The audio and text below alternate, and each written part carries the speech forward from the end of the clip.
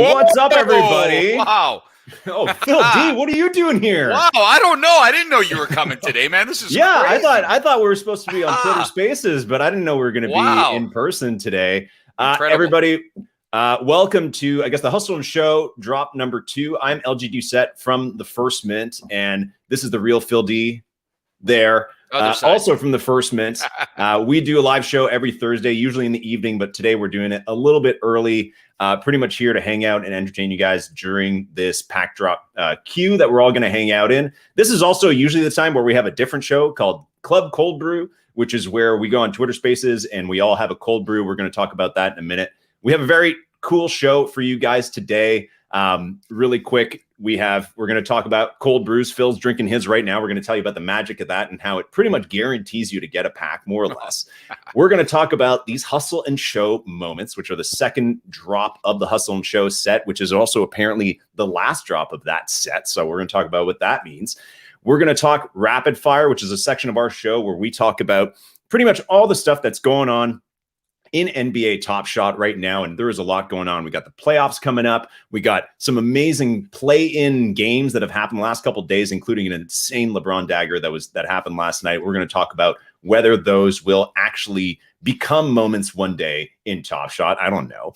And a few other great topics. And then we got Preston Johnson, a former ESPN analyst who's now a crazy NFT enthusiast and guy making his own projects. He loves Top Shot, loves NFTs. He's going to join us for a bit. Then we are going to give our weekly challenge at the First Mint. That's right. On our live show, we have a weekly challenge that we run every time where we give you guys, our community, our audience, that basically you guys have to complete, that you guys have to do in order to maybe win a moment with us. We're also going to show you the results of last week's weekly challenge. And then we have George Wrighster, who is former NFL. George Wrighster, I always get it wrong, so he'll have to correct me when he comes on. He's going to come on after about an hour of the stream for a segment we call Pack Crackers Corner, where we open our packs. We get people from the community up here to open their packs with us, and we pretty much just hang out and have a good time, and then we're going to wrap it up. In case you don't know who we are, right before we get to our cold brew part, in case you don't know who we are, the First Mint, we are a podcast. We're a Twitter channel. We have a newsletter. We have a website. We pretty much cover everything that's going on with NBA Top Shot. We have a podcast that goes out twice a week where we interview people from around the community, some big time collectors, other interesting people from the NBA community. And then also we have a 3 times a week newsletter that comes out that keeps you informed in terms of everything that's going on in the community and on Top Shot. And then of course our Twitter channel, which has been fortunate enough to occasionally break some of the news in the Top Shot community. Anyways, we're about 2.5 minutes now away from this pack drop, from this pack drop. Phil D, how are you feeling about it? Oh, I'm ready to go. I feel the same way, LG, about every single pack drop. I really do. I don't care if it's just a base pack drop. I don't care what it is. The hype that comes around pack drops, I feel kind of even overshadows whatever you get in your packs. Like at the end of the day, you get what you get in your packs. It's just the hype of, will you get a pack? Will you get a good spot in line? Have you adapted to the right game day strategy to get a pack, which has obviously been one of the big hype things in the last couple of months now. Hold on. What do you mean game day strategy? What are you talking about? Well, I mean, after I think we went like 13 or 14 pack drops without a pack. And we did have a lot where we didn't get one. A lot. And we had to change things up. So we finally found someone who had a lot of luck in pack drops. And we asked him specifically what he does every single time before he joins the queue or joins the drop for a pack. And that's where the cold brew theory was born.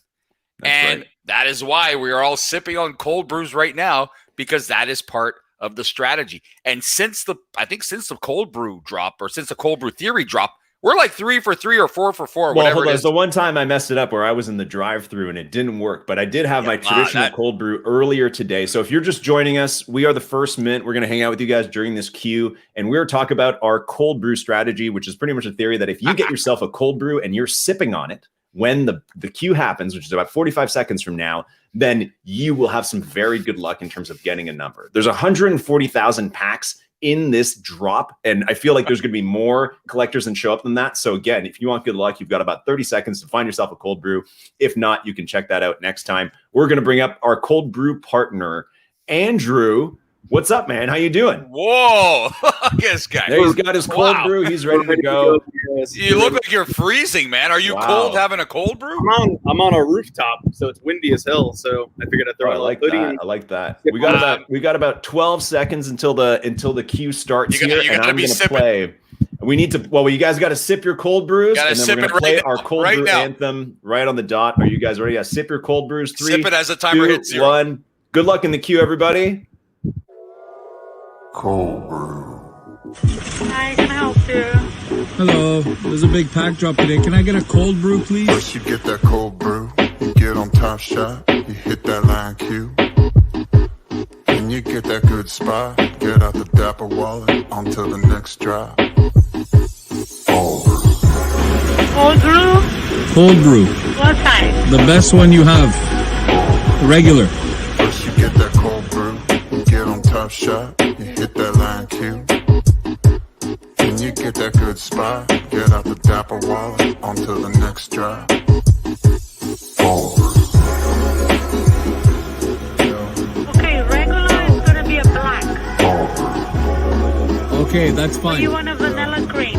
Let's do vanilla cream. Cold brew. Wow, guys, I'll be honest with you. I'm pretty sure playing the music, playing our anthem during the drop worked. How are you guys doing? I have a spot in line. Of course I have a spot in line. Why wouldn't I have a spot in line? The cold brew comes through again, but I got to say this. The cold brew is magic. I'm 5 for 5 now since the cold brew. You can't miss when you have cold brew. Andrew is the originator of that theory. He is the absolute legend. He came up with it. Now, here's the deal. All right.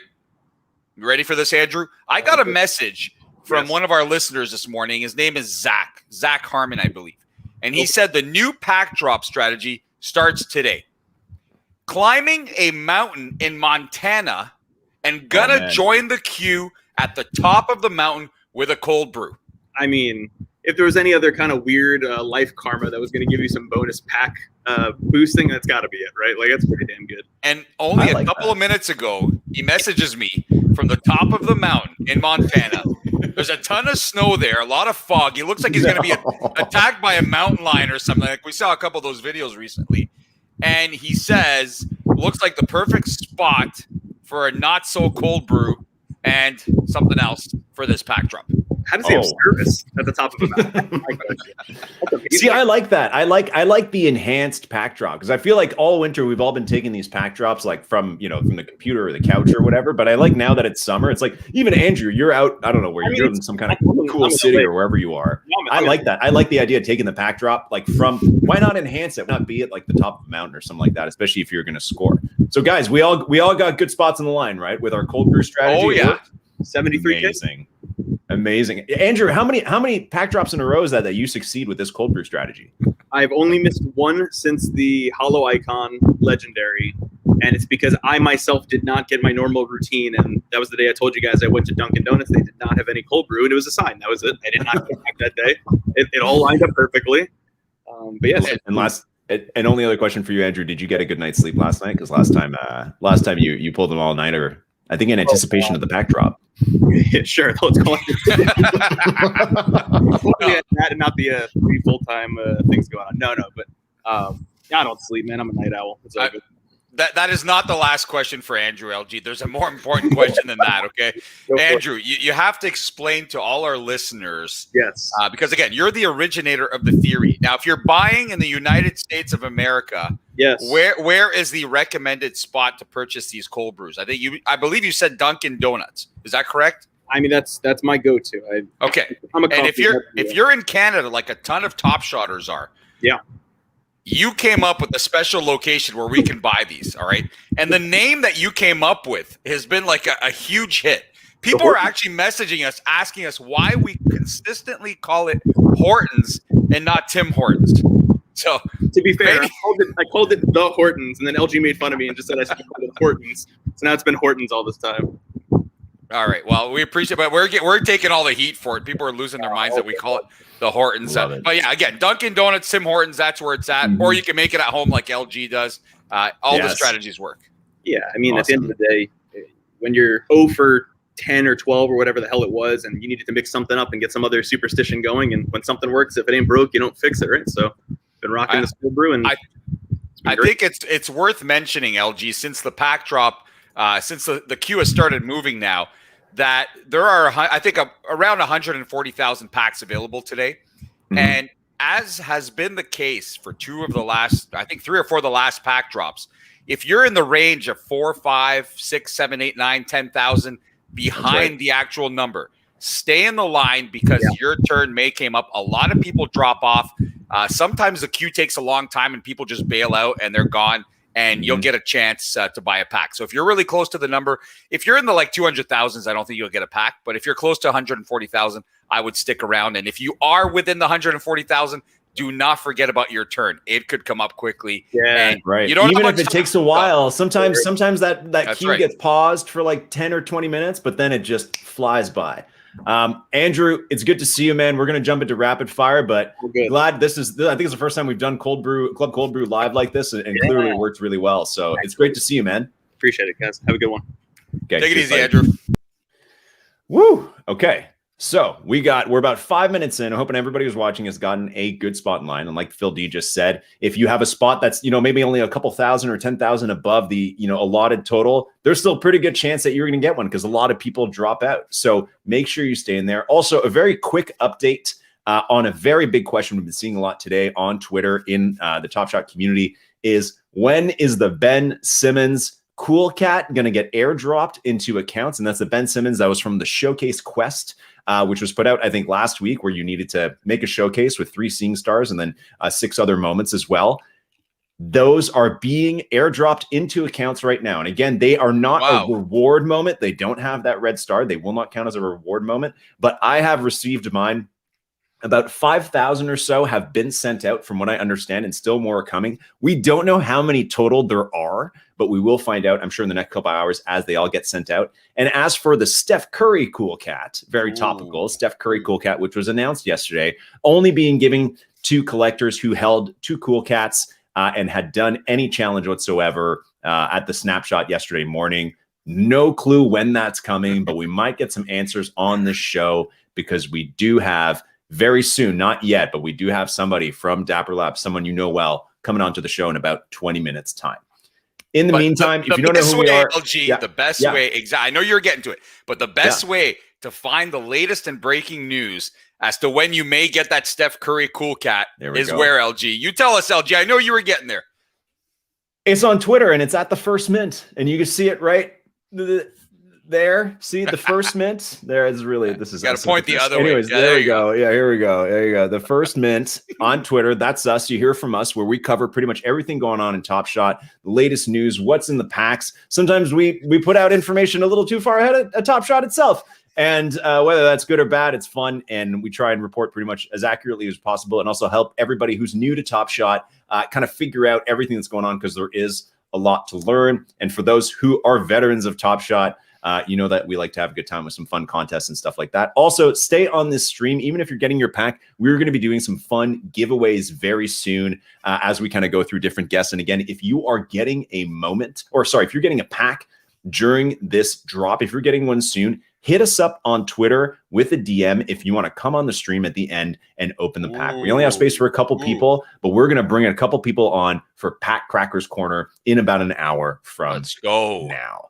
Okay. So now it's time to get to our rapid fire portion. And we're going to introduce our next guest. And he interviewed me a couple months ago for his podcast In the Lab, which is awesome. A couple different YouTube channels. They have a great network of basketball content there. But before we get to him, last week on the First Mint Live a week ago, we asked you guys, our community, to send us videos of yourself clapping. And a lot of people didn't really know why. I thought it was kind of weird. But if you've watched the First Mint in the past, you'll know that when we introduce a guest, we roll this video. This is stock footage of people clapping from an audience. And you know what? I'd had enough of that. I'd had enough of this fake footage. Instead, what we've done is we've taken all the videos of all our community, of all our people, of all them clapping, and we've used it to make our guest intro. So without further ado, let's welcome our guest on the show, Navin.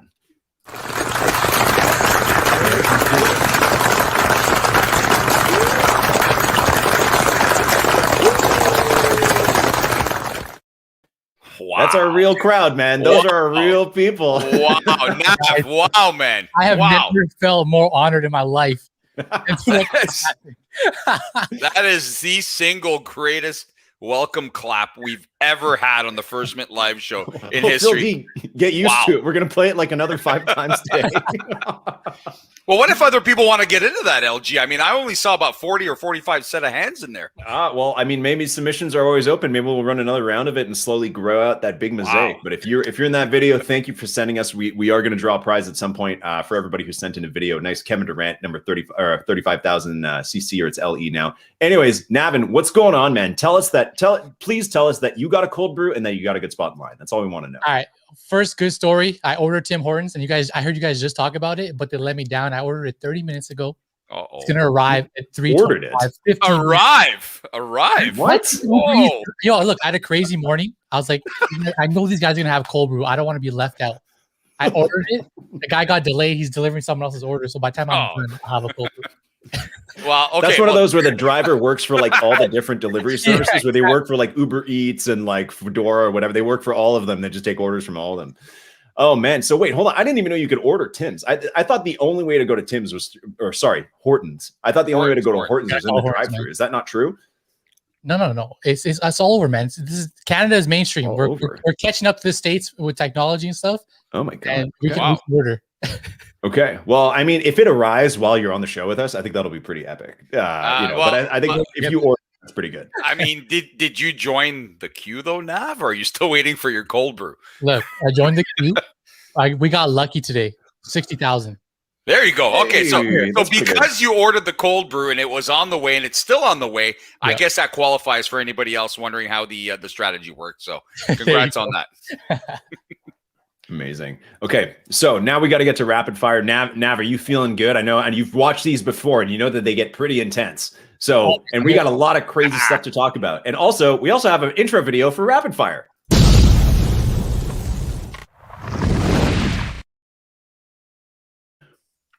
Wow. Okay, let's get into it.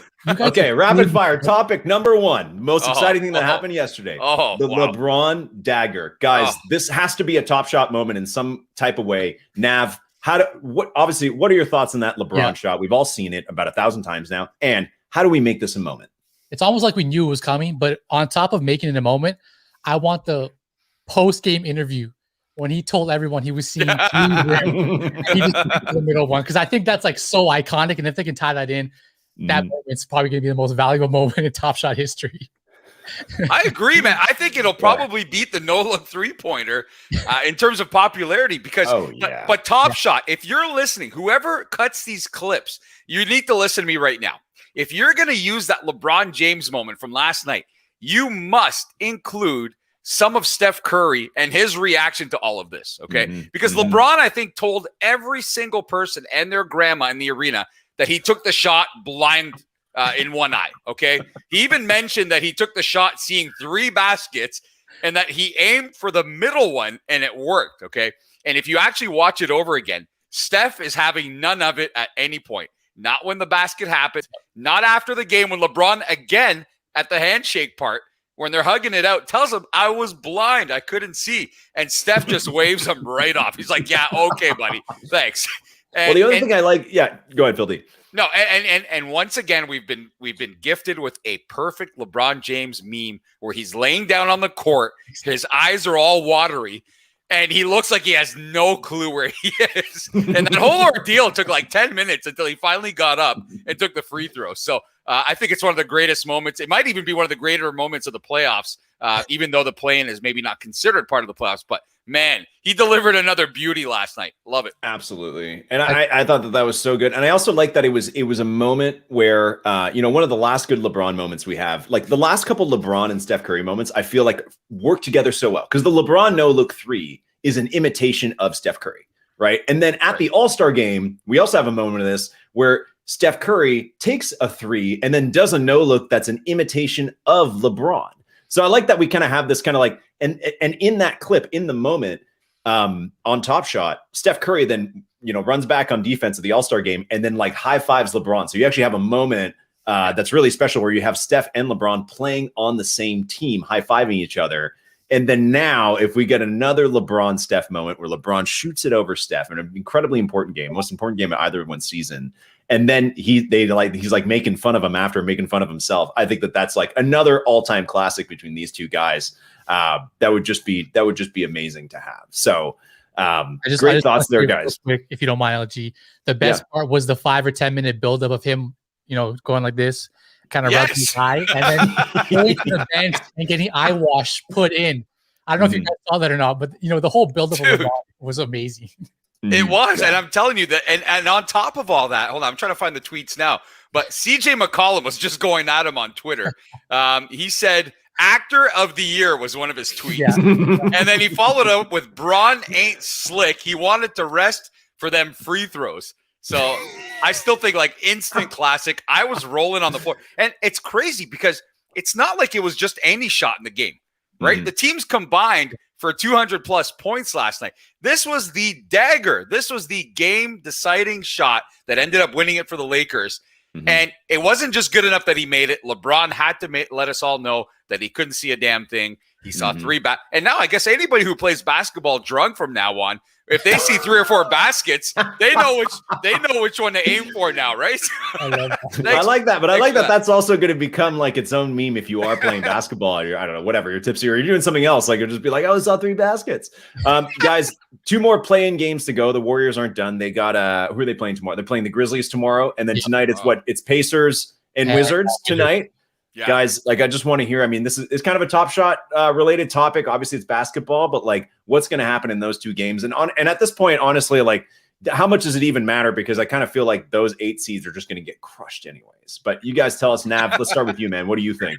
The best part is, I think Indiana is going to take it for sure, and I think Golden State. I want to see Steph make it, even though they're the 8 seed. We just want more games with Steph. I think that's what all the fans want. As Top Shot owners, we also want to hopefully he gets some crazy 50-point game. So I'm going to call Indiana and the Warriors. Okay. I like that. Phil D, how about you, man? I always try and think of what the NBA wants, and I'm not saying anything, in relation to that, but the NBA loves storylines. Like last night, there were a couple of questionable calls late in that game, I thought, but there isn't every game, and I'm talking on both sides. But the Lakers to face the Phoenix Suns and the CP3 versus LeBron storyline is a great one. So at some point there, I'm just like, man, somehow the Lakers are going to win this game. I don't know how. It doesn't look good for them, but they're going to find a way to win because that's a great storyline. Nobody cares about the Warriors versus the Suns. So I agree with Nav here. I think Steph Curry in the playoffs is a must. But what I do enjoy seeing is the amount of people that were like posting all these tragic tweets last night that they can't believe we're going to see a playoffs without Steph Curry, not realizing how this play-in tournament works. I don't blame them. I mean, the info is not – it's weird that one game is a win or go home and the other one is a win and you're in and the loser gets another shot. It's weird, right? I mean – well, the other thing, too, with that, also people saying that it's like they can't believe they're going to see a playoffs without Steph Curry. It's like, well, hold on. Like last year, there was no playoffs with Steph Curry. Yeah.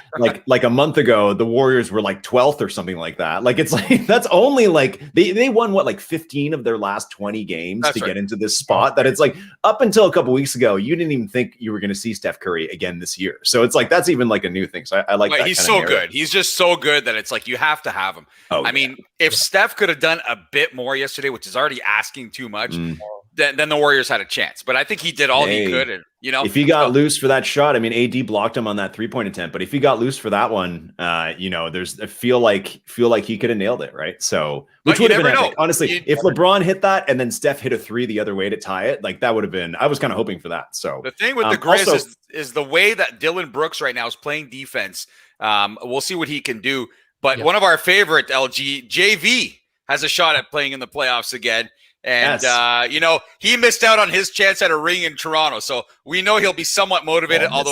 Missed out. We shipped him out of there, Phil, to get Marc Gasol. I don't know if I think JV wanted to stay, Phil. Like, I don't think he wanted to leave. Like, I think he wanted to hang out. But Marc Gasol didn't even play last night, I think. I didn't see him at all. No, so, we saw there was one clip of him on the bench at one point, and that's actually when I remembered that Gasol was on the Lakers, which they pretty much rolled out every other option at center, which didn't really work, and then they had to go to Davis. They had to go Davis at the 5 by the end anyways.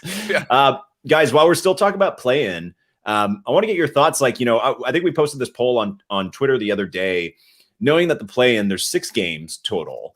There's going to be some good moments. Obviously, there's a LeBron moment. We want that. But that the first round, we're going to get 8 different matchups, 16 teams going at it. We're going to get tons of moments to fill a first round set. Also, reminder that last year, each playoff round had its own set. First round had a set. Conference semifinals had a set. Eastern Conference Finals and Western Conference Finals each had their own set, which were not popular enough to sell out back then, but it was a different time. And then the finals had 2 sets, a rare and a legendary. So thinking that if we're going to do just one first round set this year for Top Shot, how do we incorporate, if at all, the play-in moments? How is that going to work? That's a really good question. I don't know the answer, but if you can make it up, Nav, what would you do? What would you do? Like, one of the options in our poll was give the best moment from the play-in away for free, like the gift. That's actually a good point, because I don't feel like the play-in moments have like a lot of long-term value, unless it's well, there's not long-term value. I think that LeBron will have long-term value, but I don't think there's enough moments. It's only 6 games. That's one series worth of games. So it's like you can't do its own set and then you have another own set for first round where you're going to have like literally 10 times more, 8 times more moments possible. Let's say 8 times more games to pick from. So this one, either it's got to be like its own specialized set, or it just gets kind of swept into the first round.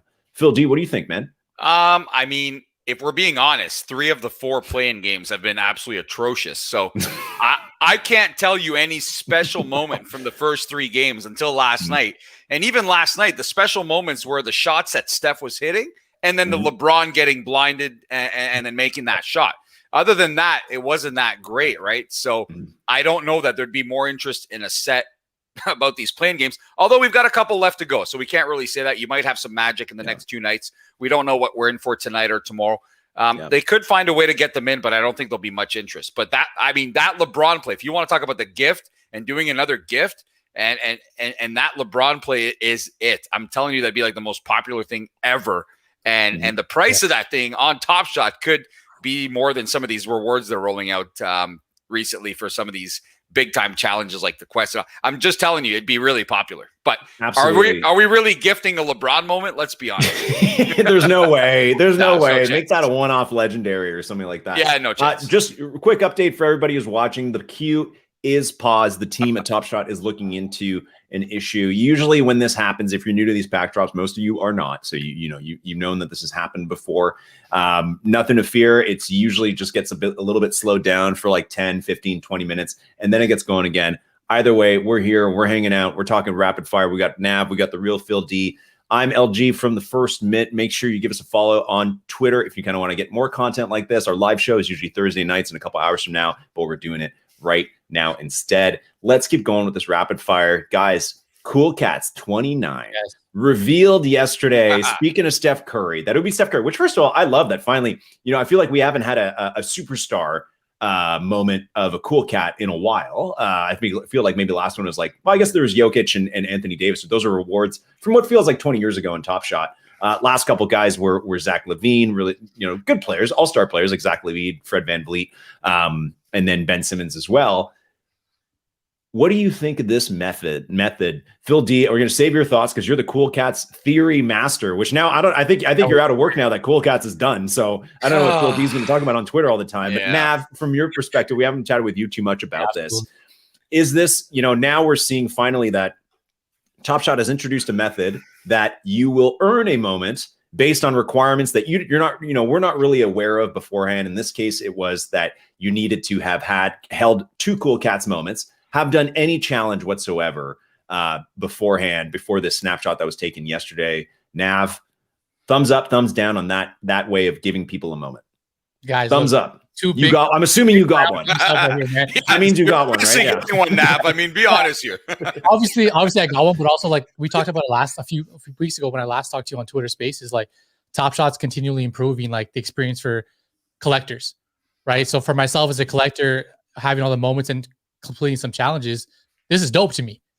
You know, I think it's just cool that they're continuing to experiment and try things out, and hopefully they're getting feedback from everyone else in the community. But for me, man, look, I don't want to be biased up here. I'm getting a Steph Curry moment. I'm an avid collector. I love it.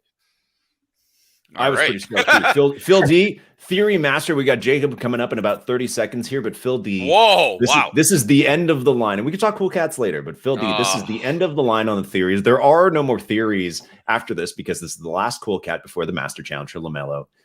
Give us your thoughts on this final Cool Cat release. I was so disappointed because it's like I knew not in that release specifically. I thought we were gonna have a couple more runs at the base moments and all the chaos. The base moments. So that's just I personally had given up on Cool Cats in terms of I wasn't participating in the challenges anymore, and I was more focused on the base moments and all the chaos around the base moments. So when they kind of dropped the bomb that those kind of base moment challenges are done, that was disappointing for me. But I'm happy that Cool Cats is wrapping up. I think the fact that LaMelo's out of the playoffs too now, or not in the playoffs, is obviously going to impact that. And I think they're looking to wrap it up now, which is a good move. But I do hope that we have another Master Challenge of some kind around the corner.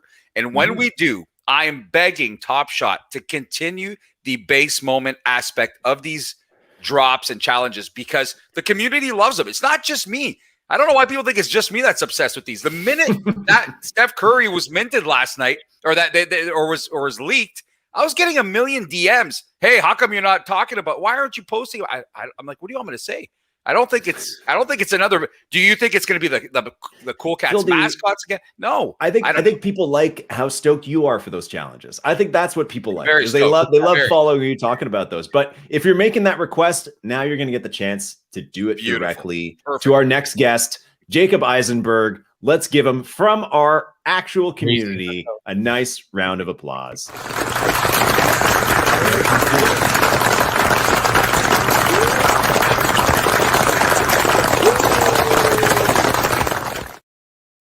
Wow. Jacob, what's up?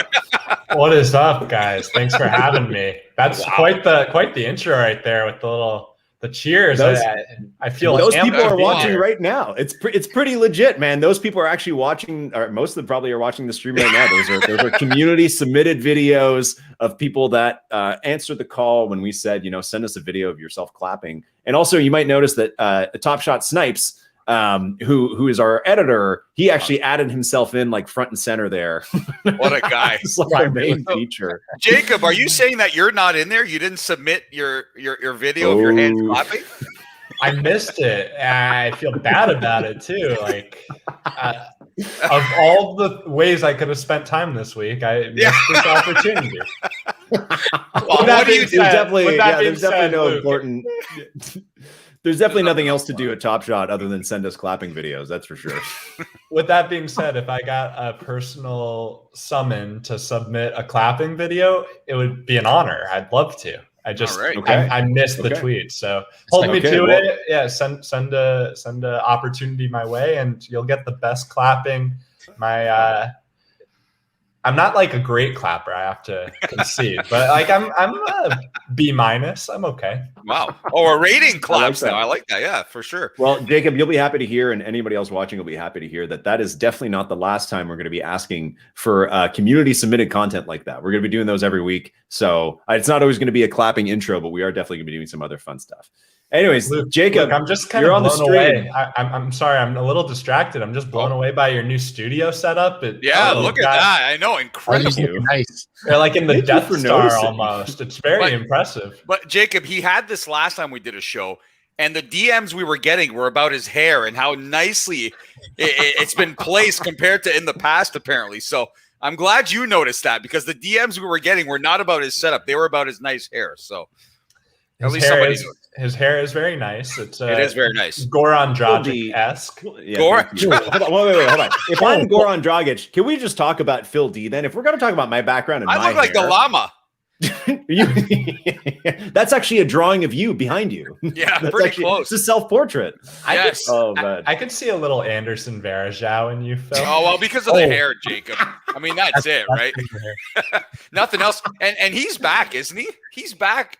I couldn't believe it when I heard that recently.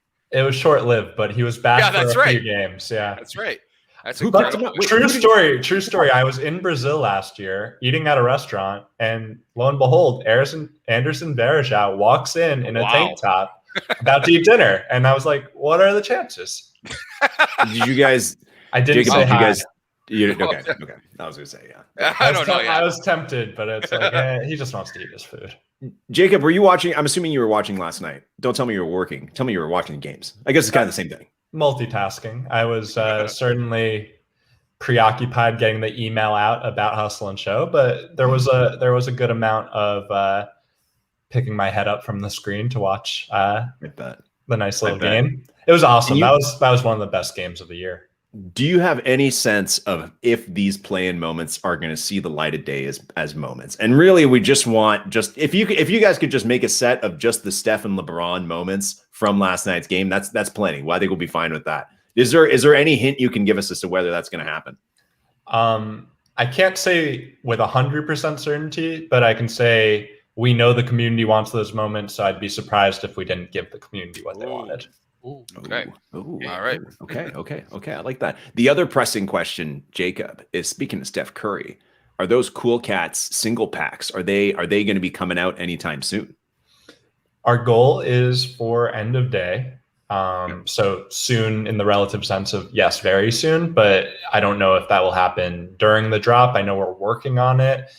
There are some technical and logistical issues that might be pausing the queue right now as well. So we're just troubleshooting in the back, and we know about the issues, and we know we've identified the root of the issue. It's more a matter of working with third parties and making sure that the issue is resolved sooner rather than later.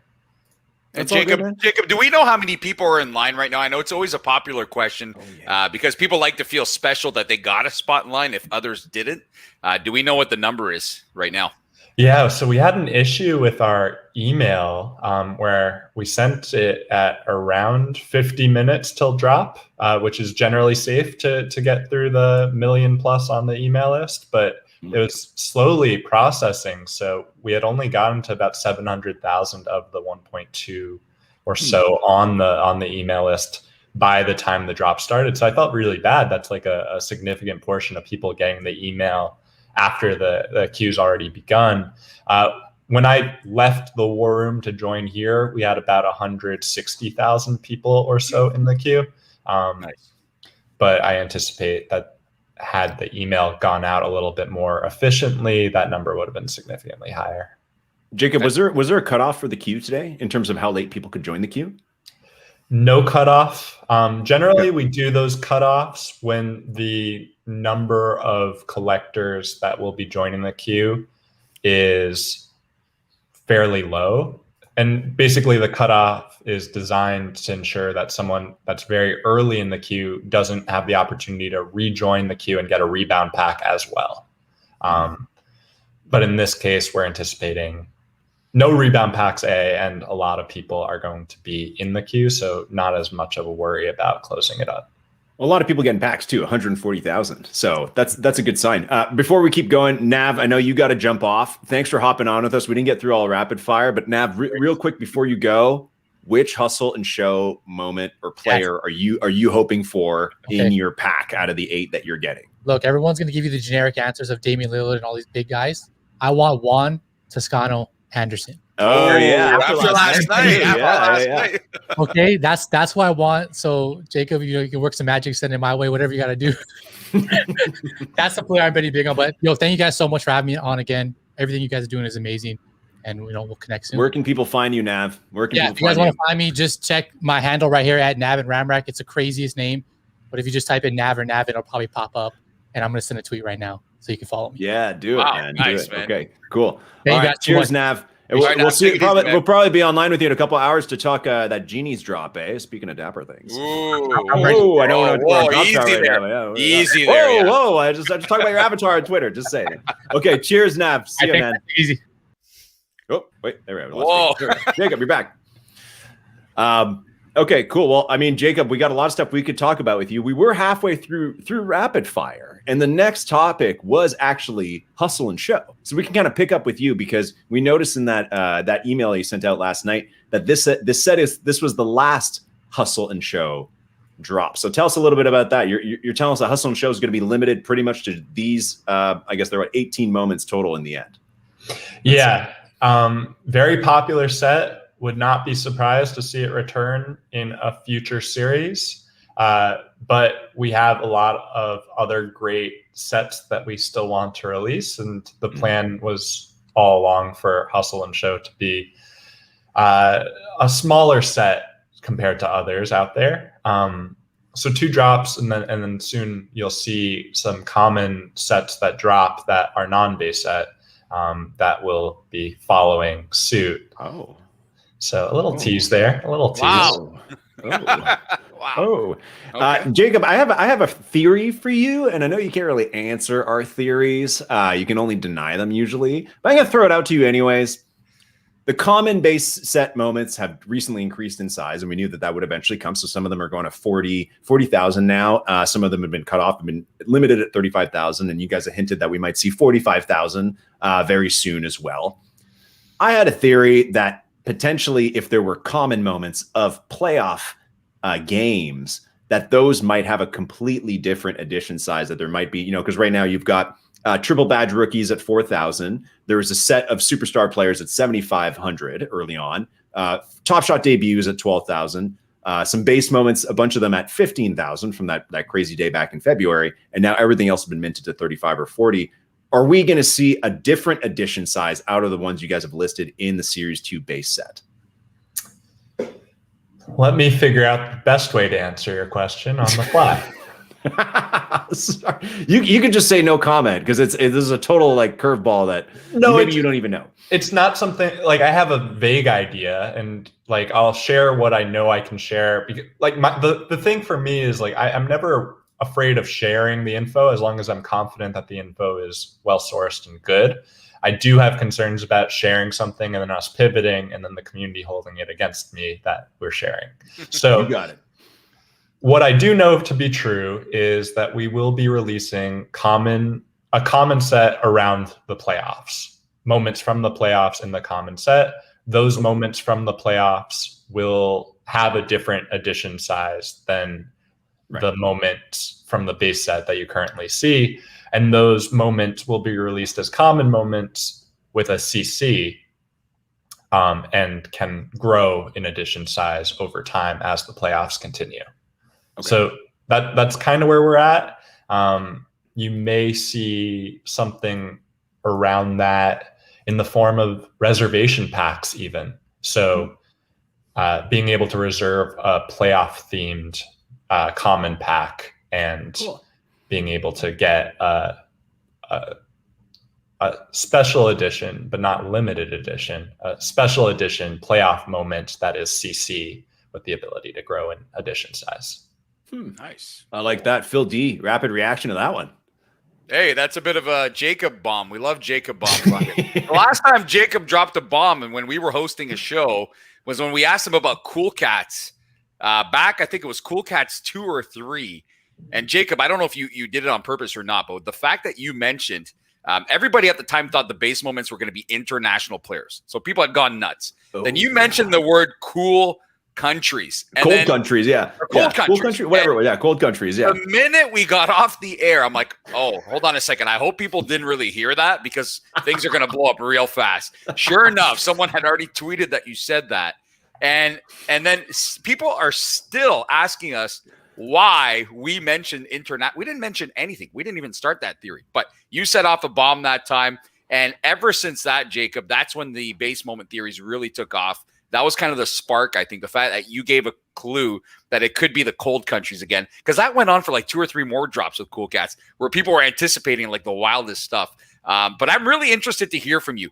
how did Cool Cats exceed what you guys thought it would be when you started in terms of the attention it got and the chaos around these base moments? I saw the good, the bad, the ugly in Discord. There were people threatening like all sorts of stuff to Top Shot because of these base moments and how apparently we knew everything ahead of time, which we didn't. It was just good guesses from the community, but the engagement from the community was actually outstanding for these base moment challenges. So did that exceed what you guys thought was ever going to happen with that master challenge?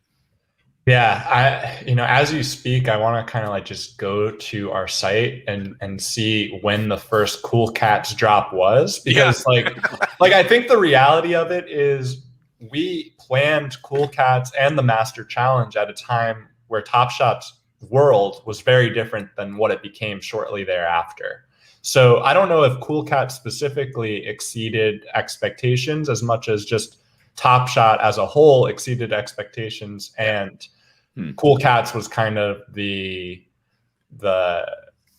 effigy around it almost, where like everyone, it was a lightning rod in the community. Everyone had a strong opinion on Cool Cats, but no, certainly there was never like an intention when we rolled out the Master Challenge for it to be as long a Master Challenge as it became. And I think there were very good reasons why it did end up taking so long, but needless to say, it will be a landmark set in Top Shot history as kind of a set, one of the last sets that was planned pre-viral growth. Yeah. I mean, it did start I think it started right around when I started back in January. And that first drop was like the biggest drop ever. People went nuts. And we haven't let go since. And it feels weird now. We're at the end, it feels like. And almost. LG we don't know that it's over. There's no Master Challenge listed or anything yet. So we don't know when that's happening. Also another theory, Jacob, and you always throw these your way in case you do want to reveal anything, is people are saying, everybody saw that Mike Conley moment. The special moment from Seeing Stars. A lot of speculation. There's a Master Challenge of LaMelo, that there could be some extra Top Shot magic sprinkled into it. Probably can't tell us too much, but Jacob, even blink twice if yes or something like that, or don't blink. I don't know. To level set with the community, I will say I don't foresee a narration coming on this moment. Okay, that's specific though. That does not mean that we won't try to make it a special reward for those that complete the Master Challenge. I just don't want people to pursue the Master Challenge with an assumption that it will be narrated, only to be disappointed when it's not. Yeah. Fair enough. Yeah, exactly. That's fair. Jacob, any hints of another Master Challenge? I mean, obviously someday we'll see more. Is that something we can expect, let's say, before the end of Series 2? That I don't know about for sure. In the absence of knowing for sure, I would actually say I would not anticipate a Master Challenge coming too soon. It's possible, but I think what we're more glued into right now is how can we make the playoffs special in a variety of ways, and how could potentially quests play a role in that. So we're experimenting. I think you've seen a handful of experiments already kind of launched. You'll see some more in the playoffs, and we're really excited about some of the things we have cooking. But Master Challenge is not one of the, we kind of, how to put it the right way.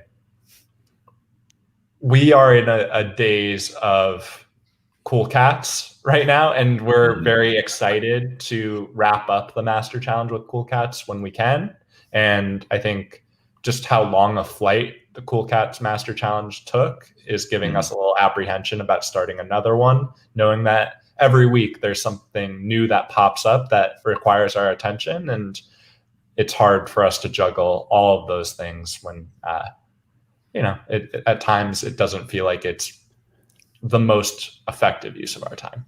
That's all good, man. I think we're all hyped for the playoffs and stoked to see, what kind of sets Top Shot's gonna be coming out with. And everybody's been talking about the marketing coming back on. We saw a couple of hints of that last week with the FanDuel stuff. Are there any other kind of plans or anything else like that you can share with us? Anything else that collectors can be looking forward to in the next couple of days as the playoffs kick off, or even the next couple of weeks? Anything else you want to share? Well, really excited. We'll have our first playoff show tonight. Right.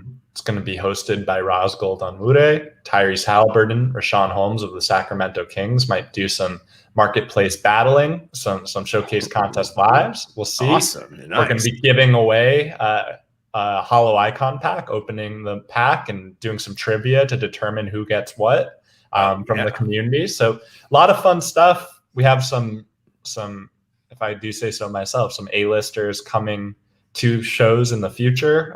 So I think tonight's going to be a really good opportunity for us to learn what segments work, which segments aren't quite as kind of captivating.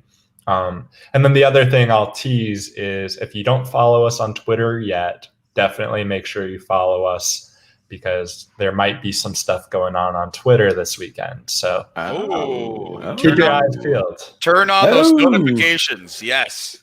Yeah, that's right. So I mean, if everybody obviously follows the first minute. So later we'll post for you guys the link to the NBA Top Shot account. Okay, for everybody that doesn't know of that one, it's not nearly as huge as first. No, obviously it's like a million times bigger. You guys know the NBA Top Shot Twitter account. You can find it. Pretty easy to find. That sounds really exciting, Jacob. You know, I'm a huge fan of Twitter. We like having a lot of fun on Twitter. So more we can do there, the better. Because that's where we like to play for sure. I do have an announcement to make. I have just looked at my packs page, and it appears that Jacob packs may have arrived in my account. Jacob, have you brought this for the community to give away? Is that true? There might be some cool cats in there. On the note of cool cats, okay. I would love for you to be able to give the community some cool cats love. So that's where they're gonna go, man. And we promised people we'd be doing giveaways. So we got a few packs. We're gonna do one now. We do. Hopefully this queue gets. Oh, looks like the queue's gotten moved a little bit there, Jacob. Maybe you can update us there. But we are going to be doing a bit of pack cracking in about like half an hour or so if we got any to do. So we'll crack one now. And then maybe we'll save the other one for in a little bit. But either way, these are going away to you guys, whoever's watching right now. And we got producer Quad in the background who is going to coordinate that. So let's get this going. We got a nice Cool Cat pack. Here we go. Okay, we got it open right here. I can never connect the music and stuff like that. So I'm sorry, you guys. It's not going to work this time. But I will play it. I'll sing along to whatever the music is. Please don't. Oh my God, it's so loud every time.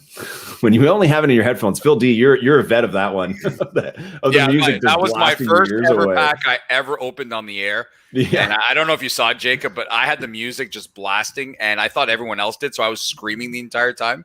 I was actually the only one who could hear the music. LG had to message me, tell me to stop screaming. Bad. So Jacob, it says here Cool Cats drop one. So this is from the first drop, correct? Wow. I wanted to get y'all some low edition size Cool Cats to distribute. Oh yeah. Because these were 5,000, right? I think it was, we had Devin Booker, yes. Phil D. This is back in the Twitter days where we would just literally tweet the price of Cool Cats like every 10 minutes. That's right. Every day, 4 times a day.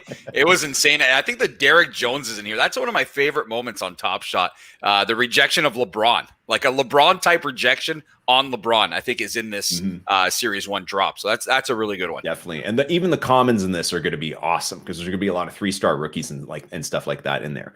Okay, guys, we're going to open these up, and then what we're going to do is pretty much something really simple. If you guys want to get a chance to win these, producer Quad is going to be keeping an eye out in the chat for your Top Shot username. That's all you got to do. You got to post it up, and then we're going to grab some random ones and then announce the winners afterwards on Twitter. In the meantime, Phil D, which one are we going for first? The one you're on right now looks pretty good to me. Here we go.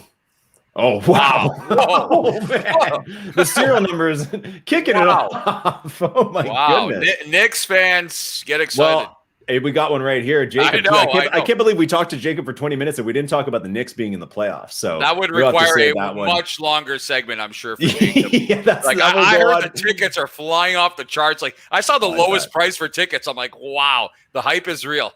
Here we go. I have we got a James Harden.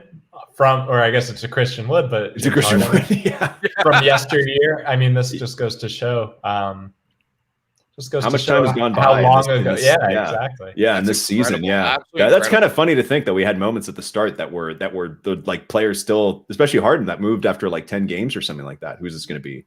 Or a little DJJ. Here we this go. Is the one you were talking. No, this is no. The Cool Cat one is the one that I like. The rejection of LeBron, but this is a nice one too. This is a nice. I like that one. Yeah. Also, again, like the Harden one, where it's like it's a pass from a superstar for the moment there. So that's here we a go. December And then, only. all right, last one's going to be the Cool Cat. This is this is the Cool Cat. There you go. I love this is the one you're talking about. I love it so much. It's like, there you go. I absolutely love it. That's one of the plays I remember the most from this season. There you go. Amazing. That's LeBron does that to everyone. That's a LeBron style block right there. Beauty. Okay, last one here. Man, I can't believe we've got that Mitchell Robinson number 70. Oh, and a LeBron. Wow, there you go. That's quite the pack. These packs were loaded, Jacob. Oh, this is a pack and a half. Amazing. Okay, guys. So if you guys want a chance to win these moments, just type your Top Shot username in the chat right now. Producer Quad is going to pick some totally random ones. I'm sure he's having a hard time just kind of keeping up with them right now, but we are going to distribute those 5 moments right after the show. Announce the winners on Twitter for you guys to check out. Jacob, we're going to move to our next guest. Any parting words? Anything you want to leave with us before you go? No, thank you guys for hosting. I know we gave you a last minute heads up about it, so thanks for pouncing on the opportunity. Great to have you both. And community, if you're watching here, if you're going to be in the queue for a little while, our playoff show starts in about 70 minutes or so. So be sure to tune in. If you like giveaways, you like trivia, you'll have a chance to win a legendary moment if you're good at it. Ooh. So. Wow. Thank you both. And let's please send me that invite so I can be on the clap cam for next time around. Careful what you wish for, Jacob. Careful what you wish for, next man. Plan is for foot clapping and stuff like that. So be careful what you wish for. Awesome. All right. Cheers, Jacob. Thanks, Jacob. Cheers, man. Woo. Okay, Phil D. We got about another 40 minutes, and we have 2 awesome guests still left to go. Before we move on, we got Preston waiting in the wings. Been waiting for a little bit. What do people got to do? Follow us on Twitter. What do people got to do? You usually do hit the like button. Now they got to follow us. Did you just call me Preston? No, I said Preston is waiting in the wings. Our next guest, I said, hey, Preston, what do we got to do? I'm like, I'm not Preston. I know we've known each other for a long time, but I mean, I thought maybe you forgot my name or something. I mean, it's pretty easy. There's no button to smash right now. But the one thing you can do is look us up on Twitter at The First Mint. Follow, subscribe, whatever you want to do. Lots of social media channels there. We do have a lot of great stuff going on. A fantastic team behind The First Mint. I think it's worth mentioning.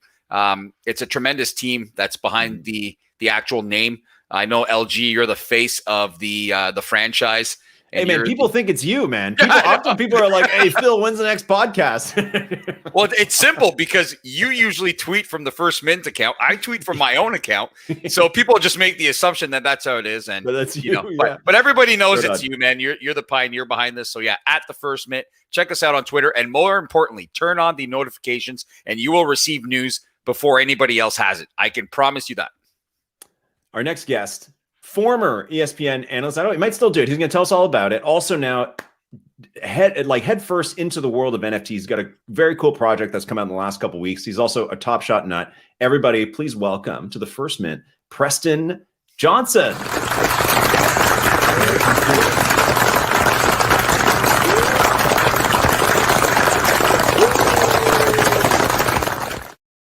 Oh man, get used to that clapping, Phil D. Whoa. Preston, what's up, man?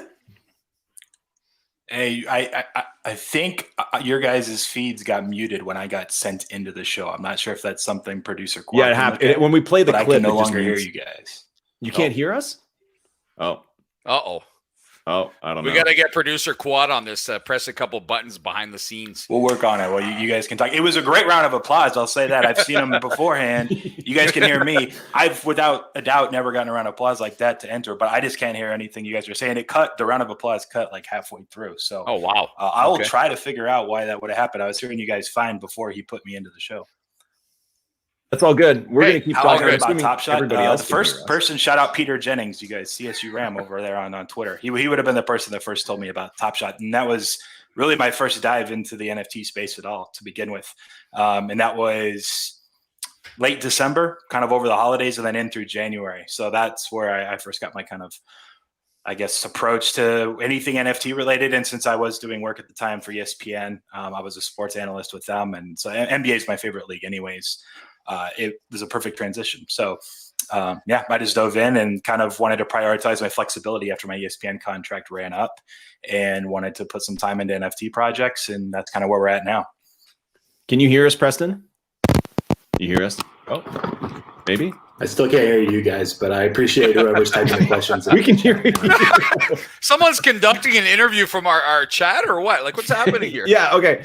I don't know. Yeah. Maybe Preston. Maybe we'll get Preston out of here, and Phil, we'll just chat challenge, and we'll bring him back in a minute. Yeah, I think so. Yeah. Okay, we got to talk to him. Yeah. Okay. Hold on. Yeah. Let me. Preston, we're gonna bring you back. Get you out, and then there we go. Okay. Cool. I'm gonna take you out. Preston, get that sorted out. Leave and come back. There we go. I'm just going to tell him, Quad, get him set up, and we'll get him going. Yeah, there we go. He's gone. He'll be back. Anyways, in the meantime, let's talk about the next weekly challenge. So everybody watch this amazing clapping video that we just showed you guys. We are going to be doing one of those challenges every week at the First Mint Live. It's on Thursday nights, usually at 5 o'clock Pacific. We got a bit of a different time slot this week. That doesn't matter. We're having a great show. Every week, we're going to be doing a challenge. You guys answered the call. Our community answered the call. They sent us some amazing clapping videos, and now we have this incredible intro going for every time we have a guest. This week's challenge, and we're going to post the link on Twitter. It's the same kind of thing. You got to send us a video. We want you to tell us who you think is the most underrated player on Top Shot. And Phil D, I know you got some opinions on that. I know you got an opinion on which position of player is usually most underrated or gets no love on Top Shot. But what we need you guys to do, and we're going to put out the form on Twitter later after the show, is tell us, out of all the players on Top Shot, all the ones you like to collect, which one do you think needs more love? That should maybe even cost a little bit more, or that you just feel is generally underrated. And even just to kick us off, what we want you guys to do is actually type in the chat which player you think is the most underrated. Tell us right now. And then after that, your next message, put in your username again, because we're going to give away another moment. We're going to give one from the bank of the First Mint. We are going to give away a Luka Doncic 35,000 LE moment. So again, in the chat, you got 2 tasks right now while we wait for Preston. Type in who you think is most underrated on Top Shot. And then we're also going to ask you for a video submission later in the week.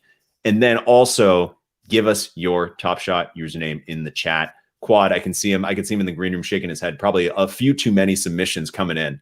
But looks like we're doing okay. I don't know if we're going to get Preston back or not anytime soon. Phil D, while we're waiting for Preston, let's actually talk about this Hustle and Show pack, because we talked about it for like a few seconds with Nav, and then Jacob gave us some great information about basically like, what the deal is with this Hustle and Show. Also gave us some great hints of what's coming on the common side.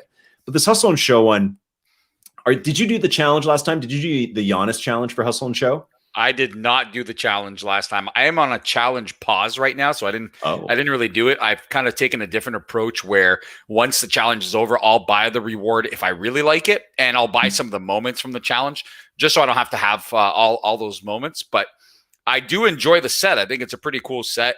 And, some of the players that are in there are players that don't necessarily get as much attention as some of the bigger names. I know that irritates some people that, we don't always have superstars in these pack drops, but I think there is room to show a bit of love for the smaller guys. And I think Nav was saying it. He prefers to have, JTA. I call him JTA. I don't like saying his full name, but he prefers to have the JTA moment. Whether that's true or not, I don't know. We'll have to ask Nav again out of all those. But yeah, no, it's pretty cool. Dame is one of the big names in there. I like the OG moment. It's a little reverse jam. Yeah, it's pretty cool. No, it's pretty good. Which moment do you like out of these? The OG Anunoby. Oh, the Anunoby. Because he loves it. Watch. Find that one. That's a little reverse jam. There we go. This is on Anunoby. There we go. Oh, yeah, it's a nice steal, too. And he steals it. It's a pass to LaMelo. He loves that dunk. He does it all the time. Not usually in full stride like that. Like, he'll pick up the ball into the bucket and reverse jam it. That's one of his plays I've noticed. But, yeah, no, pretty cool plays for guys that don't usually get that much attention while you're on the underrated subject. Yeah, it's pretty sweet. I like that one, too. I did the Giannis challenge, and it cost me a pretty penny as well. I think I paid like $200 or something like that. But I like it, and I find that this set, especially now that it's the show one, I like that it's more that these are good plays. These are interesting. They're good players. A lot of them are all stars or have been all star potential. It's funny too that Nav brought up Juan Toscano, because I feel like last night maybe not household name status yet, but I definitely feel like a lot of people watching that game yesterday were like, oh, I've never even heard of this guy, but now definitely on the radar. So I feel like he played well. He played really well. Yeah, that's it. And one of his claims to fame last night was he took a charge from LeBron. He got called for the foul, and they immediately reviewed it, and the call was overturned. LeBron took a charge from him, and they called it a charge, and it was not a charge. LeBron was in midair, and then LeBron also said he took an elbow or forearm to the face. He kept saying that to the refs, and then upon replay, he didn't even touch him. So, good play, and happy to see the young guy not afraid to take it to the king. But yeah, for sure, players like that I think could be the future of some of these teams. And yeah, it's a great set. I actually like the Cat one. Cat is a guy who never gets respect. Yeah, I thought his throwdowns. I thought his throwdowns moment down here, was great. Nobody talked about his throwdown moment. This is another big jam by Cat. But he can move for a big guy. Look at the movement on this guy. If you go back to the throwdowns, he dunks all over Joel Embiid. Okay, that's not an easy task, but he had a lot more speed than him. He had the handles and he had the throwdown. I love that dunk, and I love this dunk too. So if I'm getting one of these Cat moments, I'm happy for sure. Yeah, absolutely. I also want to point out, just like literally while we're watching this, that what's funny about the Facundo Campazzo moment is that it's also a steal of a pass that's going to LaMelo. So there's two moments in the set that are steals of the pass to LaMelo. Look, this is the same thing. Look, it's the same thing. Hold on, LG, go back. Yeah, go back to that. Look at the cover photo. The cover photo makes it look like it's a LaMelo. And a lot of people be opening these packs and be wow, guess what? I got a LaMelo. They'll be calling everybody in the family and going crazy and realize it's not him. So I thought it was what the was thumbnail was. We should ask Jacob about that. That's a strategic thumbnail. Yeah. Right. So yeah, I like that one. It really looks like a LaMelo moment, and I guess it is since he's in there.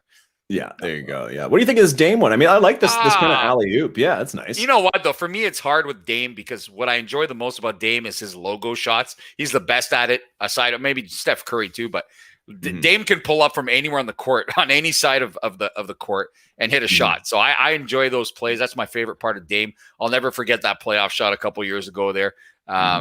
Right when he ended, I think was it OKC? I'm having a huge blank. I think it was OKC he sent home, but yeah, it was. It was over Paul George. Yeah, that's right. It was that tremendous shot, and it makes you realize how much you miss the full crowds. Right, like we saw these games.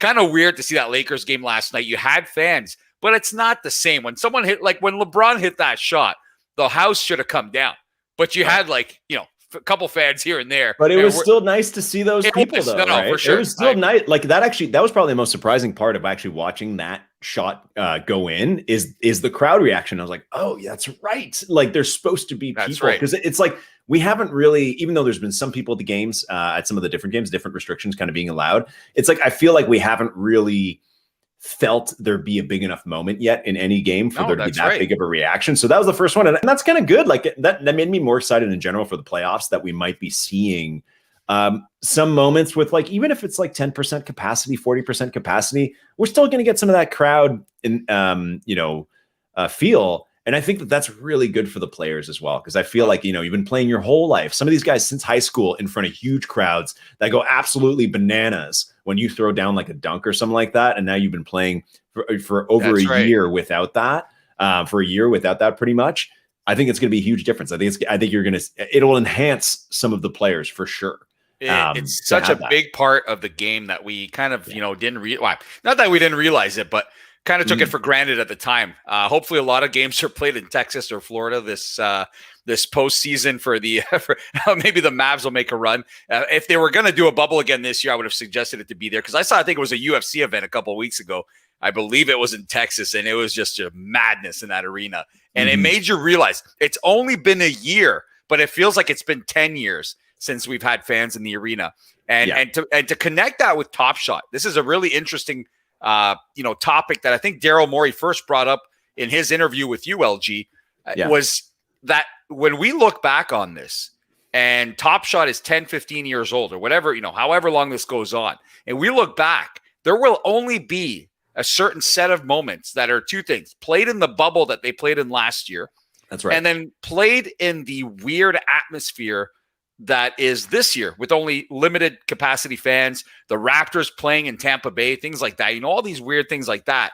we're probably, heading for a life of normal basketball next year, maybe not full capacity arenas, especially here in Canada. I know that Masai Ujiri, the head of the Raptors operation, did mention the Canadian Prime Minister yesterday, saying he was going to have a private chat with him to make sure that the Toronto Raptors are back in Toronto next year.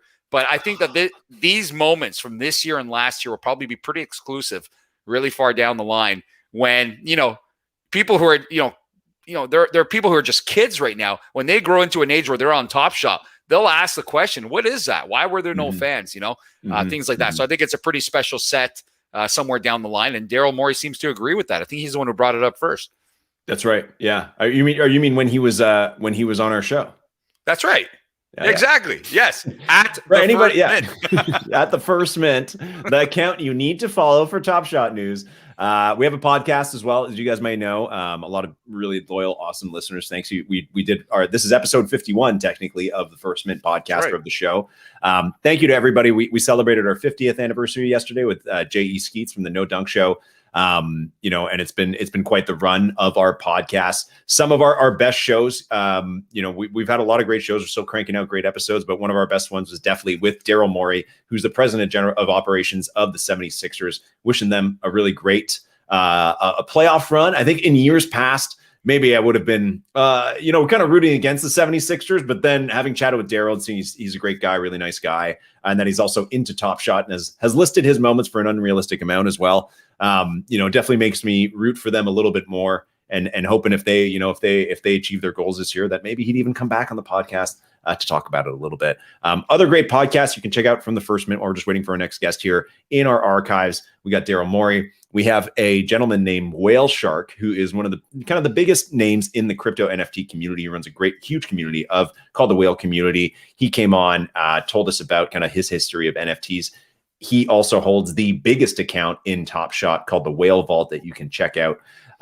Other great shows, Phil D, we've had you on the show. We've had everyone else on the First Mint Network. We had Dingaling. So Dingaling, if you guys are in Top Shot Twitter, or even if you just hang out on Top Shot and look at who's making big purchases, you have definitely seen the name Dingaling, who is a new buyer to Top Shot, who has spent the last 2 months spending upwards of like $3 million on Top Shot. We had Dingaling on our podcast, but in a bit of an unusual way. Dingaling was not willing, he or she, we don't know, or they. Dingaling was not really willing to kind of share their voice with us. So Dingaling wrote in some answers to questions, and then to have them on the podcast, I read them out, and then our editor Jesse turned them into a robotic voice. So if you want to check that out, that's also in our podcast archive, as well as some other really fabulous guests from around the community who are all on there. That First Mint podcast, you can check that out on Spotify and iTunes. We are listed on both, and probably anywhere else that you find podcasts. Also, Phil D, there's a part of Rapid Fire that we actually didn't get to today. And now that Jacob is gone, we can go back to speculating like crazy, which Jacob gave us some good, like moderate, Jacob, I don't know, bombs, Jacob grenades, let's say, on the show earlier. You say now that Jacob is gone, you say that as if it's when we were young and we were watching wrestling and Dad came down the stairs. We switched it to like Care Bears, and then when Dad was gone, we'd go right back to wrestling. So let's get back to it. Yeah, let's get back to it. Now that Jacob isn't here, we can talk. There was one more topic in Rapid Fire. Here we go. May 26th. I saw that. That's in 2 days, right? And if you go to your Top Shot baller status, which is in the top right corner of your screen on Top Shot, and there's a little emblem there, and you earn these baller status points from achieving different things on Top Shot, and that's still being developed by the Top Shot team. They've told us that they're still kind of working on the system for what that's going to look like over time. Anyways, in there, if you scroll all the way to the bottom, or maybe near the top, depending when you joined, there is a status called Early Adopters, and it says you get 100 points. And the way you do it is you signed up for NBA Top Shot and added a moment to your collection, purchase, or gift before May 22nd, 2021, which is in 2 days. Meaning there's some achievement that is not going to be valid anymore after Saturday. A lot of people in the community have been saying, hey, what's going on with that? Does that mean something? Are we going to be done in beta? Is Hardcourt going to come out there? What's going to happen on May 22nd? Phil D, the theory master. There's no more cool cats theories. You're going to have to find something else to talk about. What's happening after May 22nd on Top Shot? Well, I mean, Jacob was just on the show, okay, a matter of minutes ago. And what did he tell us, LG? When you asked for a nugget, he gave you a steak, man. He didn't give you a nugget. He gave you a nice, big, fat, juicy steak. He said, keep your eyes peeled for Twitter this weekend. And by this weekend, which, I mean, put that date up again. You have that little graphic? Put the date up again. Oh, yeah, here we go. Wait. Throw that up. May 22nd. Yeah. If I'm looking at this calendar correctly. Whoa. Hey, whoa, settle down there. I'm looking at this calendar correctly, May 22nd is on the weekend. So. Wow. Good job. Wow. That's tough. So yeah. I have a feeling that is tied to whatever's coming this weekend on Twitter. Jacob said to be keep our eyes peeled. They're probably going to drop a major bomb. I don't know what it's going to be. I don't think we're out of beta yet. It's possible, but I don't think so. I don't think so. I feel like, we've done our fair share of scoping out what's going on in Discord, and we've seen Roham come in there. He hasn't been in there in a while. But he did say, I think even just 2 months ago, he said that, beta is maybe 6 months away from being done. So I don't think that that's happening on Saturday, but something's going down. If you do hang out on Top Shot Twitter, there's been a lot of news lately in terms of new marketing staff, superstars who have been added to the Top Shot team. Obviously, don't expect people to come into a marketing role and the next day roll out a crazy campaign. But definitely, we've seen a few partnerships kind of come into the mix in the last couple of weeks, including a big FanDuel one last week. Maybe a little preview or tease of what's to come. We've also discovered another thing that happened the other day, Phil D, is basically we were getting these RSVP packs, these reserve packs for the last couple weeks, right? And we have our last one tomorrow. Tomorrow we can line up at like noon or whatever it is. We got 3 days to get this final RSVP pack, number 36, release 36. It was revealed earlier this week that's maybe the last one for a while for us. Although Jacob told us we might be getting playoff ones, but then now there will be reserve packs for new collectors. To me, that's like an obvious hint that it's like, hey, if they're going to put aside these packs for new people, then they're expecting a lot of new people sometime very soon. What do you think, Phil D? So here's the question I have. So if a new person joined the drop today, did they just cancel themselves out from these new people drops? Is that how it works? What are the exact requirements again, LG? Do you have them in front of you? What qualifies you as a new collector? I believe I looked it up yesterday. I don't remember exactly what it was, but I think you can't have had more than one pack. That's right. Pretty much it. If you got one pack already, then you're still a new collector. But once you've had 2 packs, you're no longer a new collector. I think that's a good point. So I think you can actually have gotten one pack, bought one pack, and then bought like 200 moments on the marketplace and still be a new collector. But then I think once you have that second pack, then I think you're done. That sounds like me at the very beginning when 25,000 packs were available when I first started. And you're like, yeah, you don't need to buy packs. Just chill, like buy what you like on the marketplace. I didn't buy any packs. I wish I did. And I wish I had stacked all of them right now because back then was, I think, still Series 1 and it was like so huge, right? But I think it's a good initiative. I don't think it'll be obviously, it won't be received too well by, the avid collectors or people who've been there, the OGs who've been there for a long time. But these are just base packs. I mean, I saw everybody complaining about base packs last time, saying that they no longer meet the value of the pack or the cost of the pack, right? So I don't know why anybody's getting too upset that new collectors will be able to buy these base packs because the same people were just complaining that there's nothing good in these base packs when they were selling them last week, and the ones we'll be able to buy tomorrow. So it's really not a big deal. It's a good way to get collectors started on their collections. That's it. Although, I mean, new collectors were able to buy those packs anyways, right? Because there's 300,000 of each every week. But yeah, it's a good initiative. It'll get them started. And I think they're trying some things out with that to see how it works. And I think Top Shot's expecting a lot of new collectors to come rolling around for the NBA playoffs. And that also ties into this weekend. Hope so. There's a huge slate of games this Saturday. Whenever this big news is slated to drop for Top Shot on Twitter, there's a set of 4 games in the NBA that day. And I think it's going to be one of the biggest days, maybe in Top Shot history, for the next level of Top Shot. I hope so. And just for a bit of historical context, and I will say we have Preston back, and we're going to try him again in a minute. All right. So we'll get him on for a quick 5 minutes because we have a hard out in 18 minutes. I will say last year, the big PR day for Top Shot was October 1st, which was the first day of the finals, that was when they went from closed beta to open beta, which was pretty much anybody could sign up. So clearly playoffs have a lot of significance. It's time when everybody's watching the NBA. So we'll find out what happens, Phil D, and we'll talk about it next week on the show. Okay, let's get Preston back in here. Preston, are you there? I still hear you this time. It worked. Yes. I was keeping you guys on your toes. Let's go. You guys are professionals. I like that. Yeah, we know you can hear us. You pretty much made us just improvise a show for like 20 minutes, man. I love it.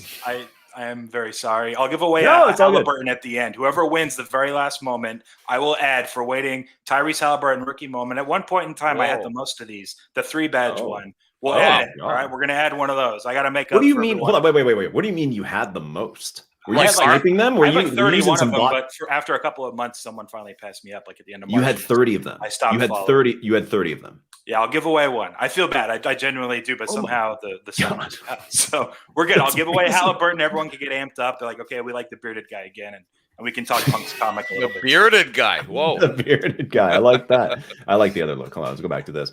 Right on. Well, Preston, I mean, you kind of answered it for us before. We don't have that much time. Let's just go right to modern day. Tell us, like, I want to hear a couple things. One, I want to hear, like, what are your thoughts right now on Top Shot? We were just talking about, like, whether Top Shot's about to explode again through the playoffs, or we're going to expect a ton of people to come in. And then also from just your perspective, you kind of told us a little bit about your story.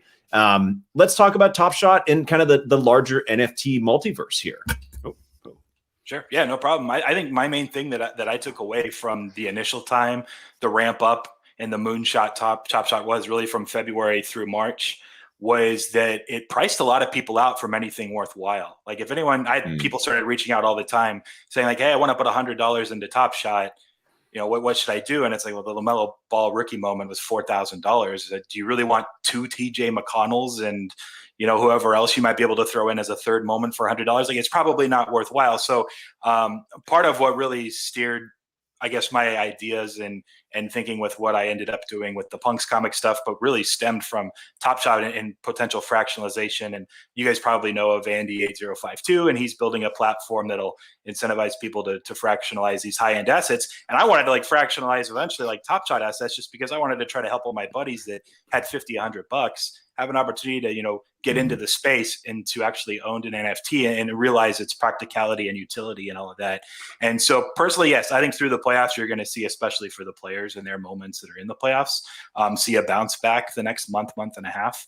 And then it's kind of, I think, up to the Top Shot, you guys, everyone else that's just covering it, to see where it goes in the off season and to plan some stuff that'll kind of mold it, for the future.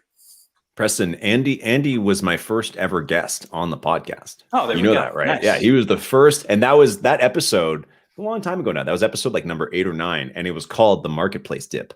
And it was during the Top Shot had done this and then did this, and we did that podcast then, and then Top Shot did that. And now it's come all the way back to that same spot or lower. But it was we were in the little curve, and Andy came on, and he's on Club Top Shot as well, and he's definitely one of the smartest minds that we know in the Top Shot community and in the NFT space. And I'm a big fan of the project that he's building. Tell us really quick, Preston, you've been working on a cool project as well in the NFT space, which is great. I love seeing people, I've been saying for months that I want to see people come from the communications world into the NFT space, because I feel there's a huge deficiency in the NFT space of just great communicators, and also people who want to shape experiences and kind of take stuff that's being put out there and kind of enhance the experience, develop new products, all that kind of stuff. Tell us about your project, Punks Comics. Yeah, that's kind of what we're trying to do is, we're taking...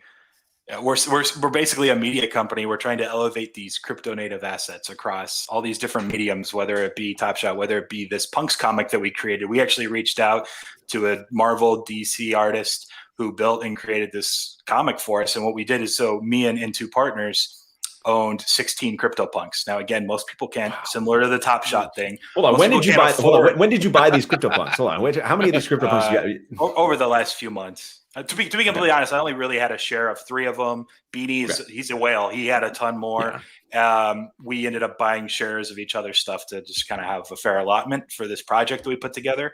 But the idea was we could take these 16 CryptoPunks and actually build characters and stories around it and do a comic, which is what we did with Chris Wall. And we got Richard Albraith to do some storytelling and writing. And the idea is we sell the comic as an NFT, where people have the opportunity to actually read a cool NFT comic, which is really one of the first of its kind, but it's building and branding IP around these CryptoPunks.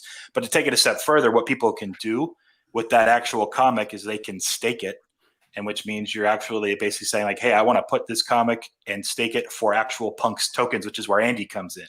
And he puts up this situation where, hey, these are the 16 Punks. You can actually get proportional ownership of these 16 Punks when you buy a comic and kind of live through the story and the building of the brand and the IP of these characters with us. And so that's ultimately the basics of what we're doing here. There's a little more tokenomics and economics to it, but it's trying to price people in at a smaller price point to kind of be in the Punks community, which we think is, one of the best in the world. Totally, man. That's great. I love seeing that built. When did you start to think about the NFT space and kind of like starting to build that kind of stuff into it, or start to meet all these people? It was like late December and January mostly, I think, for all of it. And I'll always credit Top Shot for my introductory, is just because that was the initial spot. And I've been collecting cards again pretty heavily since like 2017. So that was part of it, just the collectible side.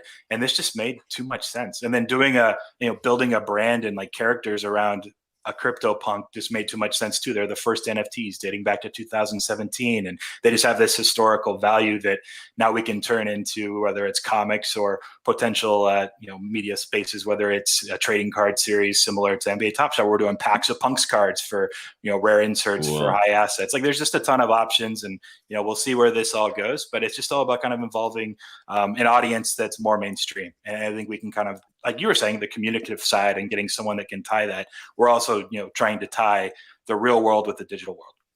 Very cool. I love it. Where can people find your project, man, or find you? Appreciate it. Yeah. punkscomic.com is where you can go. You can check out the details. There's a lot more behind the actual comic itself and some of the upsides and the assets that are backing the comic. But go there. And Sports Cheetah on Twitter is where I've been at for about a decade. You can follow me there. I appreciate you guys letting me sneak in despite the technical difficulties. And I'm serious, good, man. We're happy to have you. DM me. Whoever wins the 5th of the 5 you're going to give away, I think it was. Whoever gets the 5th one gets the Halliburton. So DM me. The 5th one. The 5th what? You had 5. You had a Cool Cat pack you opened right before. Oh, well, we can just do it right now. We can just have people do the contest right now. Like, you know what? Okay. You have a Halliburton to give away? Yes, I'm giving away a Halliburton. If you guys, whoever's in the chat right now, if you want one of Preston's Tyrese Halliburtons, type in your Top Shot username into Twitch. Preston, you can either grab a username that you like, or our producer Quad, he's in the back. He's going to grab a name for you. I don't want the sound to cut if I try to copy and paste. It's all good, man. He can do it.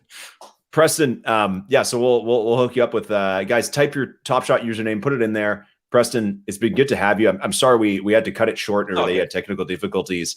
We'll have to have you back because I have been following the Punks comic, and I do want to kind of keep following what you and Beanie are up to. So we'll definitely have to have you back on an episode just of our regular live show some other time to keep chatting about it.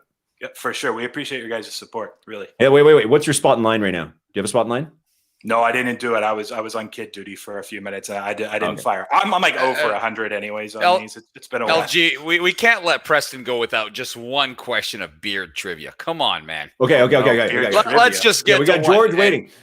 That's fine. It'll take 2 seconds. I want the entire chat to try and answer this correctly. I don't know if we have something to give away or not, but the chat has to answer this as well.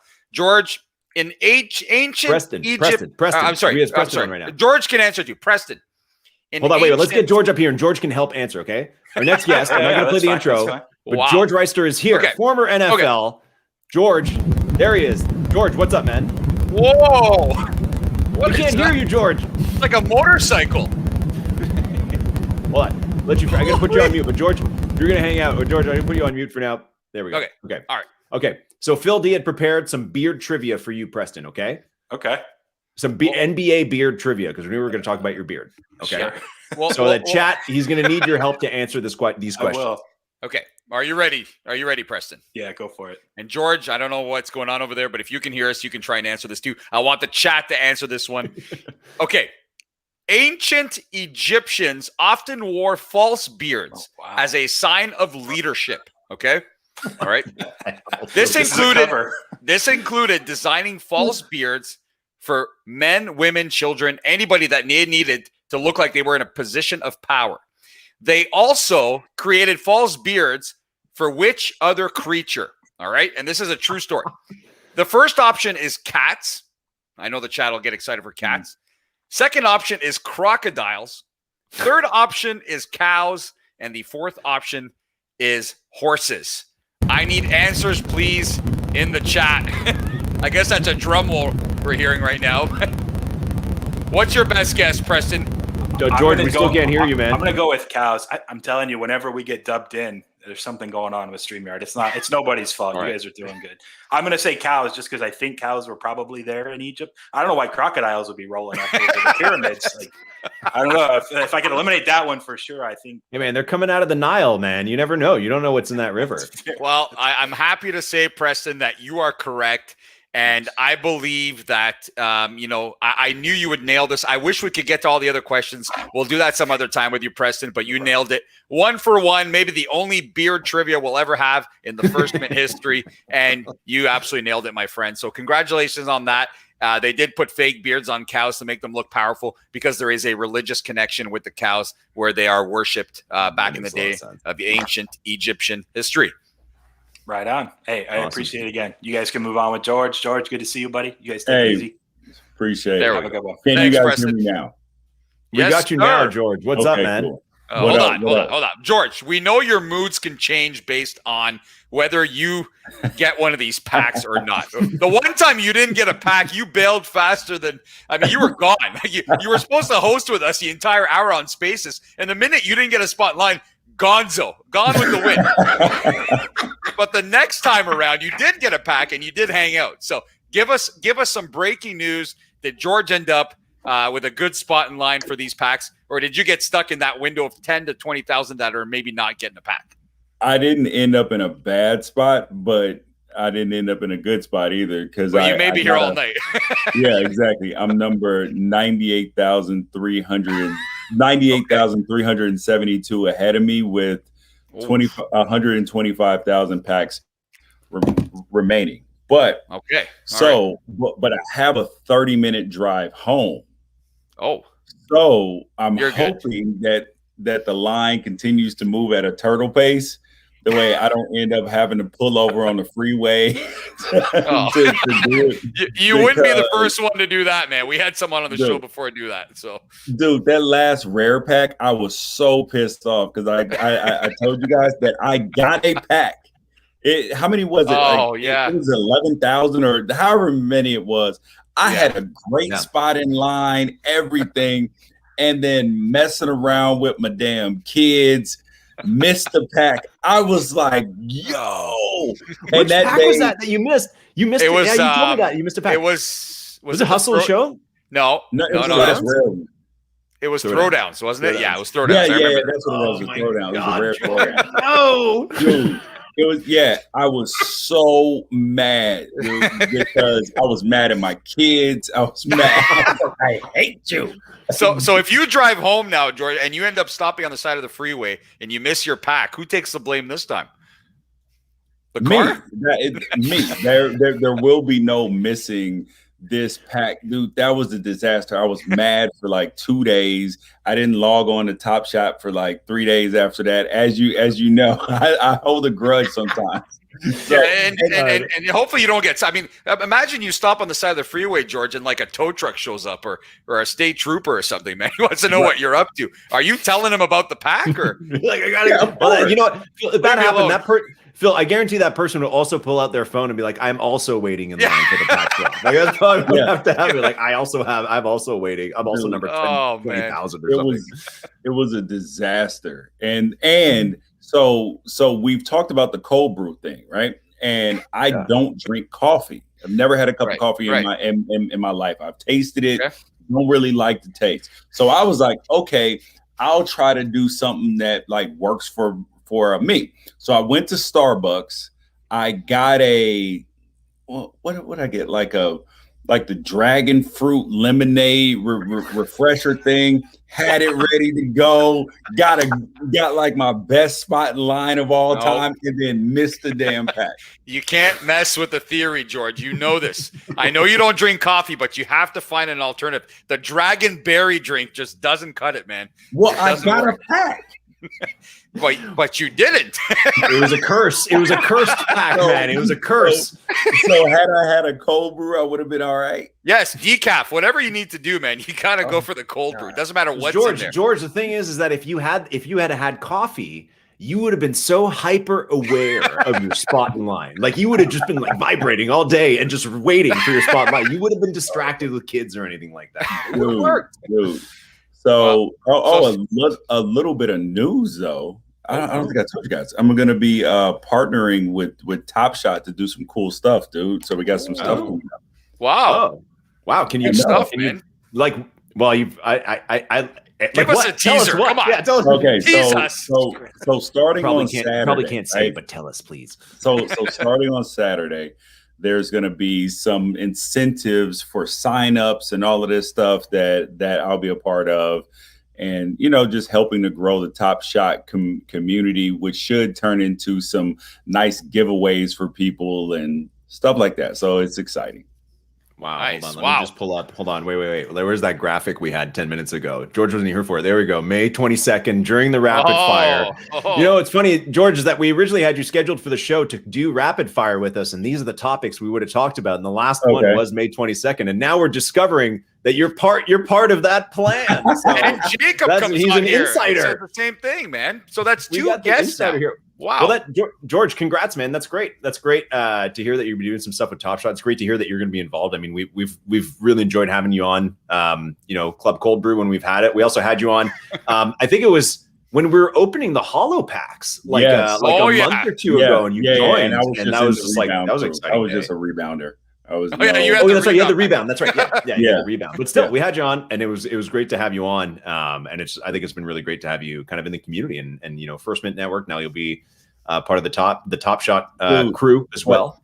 But I will say though that I have really enjoyed kind of getting into this Top Shot community and the First Mint community because the people they respond, they engage. Like it's a group of people who it feels like Canada. Have you guys ever been to Toronto? Phil lives in Toronto. Like we're from Canada.